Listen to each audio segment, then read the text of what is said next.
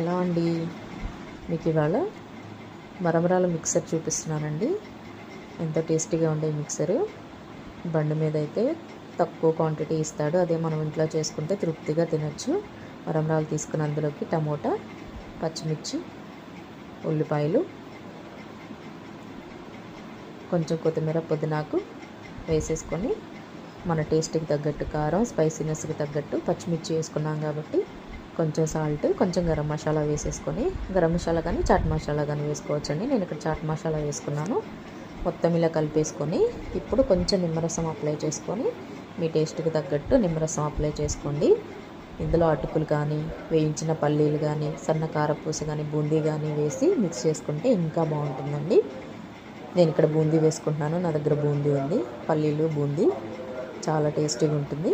నా వీడియో నచ్చితే లైక్ చేయండి, ప్లీజ్ సబ్స్క్రైబ్ చేయటం మర్చిపోకండి.